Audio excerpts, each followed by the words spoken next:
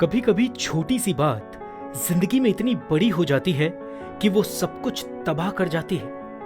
राजस्थान के जयपुर में करवा चौथ के दिन एक ऐसा ही दिल दहला देने वाला मामला सामने आया है। पति पत्नी के बीच मामूली कहासुनी ने दो जिंदगियों को खत्म कर दिया। रविवार की रात थी, करवा चौथ का पावन पर्व, लेकिन घनश्याम बुनकर और उनकी पत्नी मोनिका के लिए यह रात एक बुरे सपने जैसी साबित हुई। 38 साल के घनश्याम, जो नेटवर्क मार्केटिंग कंपनी में काम करते थे, करवा चौथ पर घर देर से पहुंचे थे। उनकी पत्नी मोनिका नाराज हो गई और फिर घर में दोनों के बीच कहासुनी शुरू हो गई। झगड़े के बाद गुस्से में मोनिका घर से निकल गई। उसके पति घनश्याम ने उसे मनाने की कोशिश की।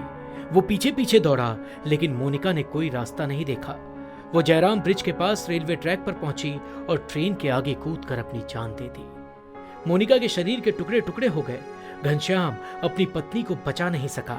अपनी पत्नी को खोने के बाद घनश्याम ने भी हार मान ली।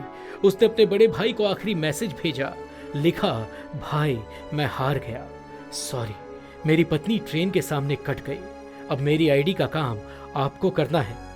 इस दर्दनाक मैसेज के कुछ देर बाद घनश्याम ने अपनी पत्नी की साड़ी से फांसी लगाकर अपनी जीवन लीला समाप्त कर दी। हरमाड़ा थाना पुलिस को जैसे इस घटना की सूचना मिली, वो मौके पर पहुंची और दोनों के शव को अस्पताल की मोर्चरी में रखवाया। पुलिस के मुताबिक करवा चौथ के दिन हुई मामूली कहासुनी ने घनश्याम और मोनिका की जिंदगी का अंत कर दिया। एक ही रात में एक परिवार के दो लोग चले गए, जिनका एक छोटा सा झगड़ा इस दुखद अंजाम तक पहुंच गया।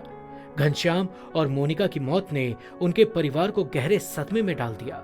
ये घटना सिर्फ एक त्रासदी नहीं, बल्कि ये हमें रिश्तों की नाजुकता का एहसास कराती है। अगर कभी जिंदगी में ऐसा पल आए जब आपको लगे कि सब कुछ खत्म हो रहा है, तो रुकिए, किसी से बात कीजिए। आपकी जिंदगी कीमती है और कोई भी समस्या इतनी बड़ी नहीं होती कि उसे खत्म करने के लिए अपनी जिंदगी ही दांव पर लगा दी जाए।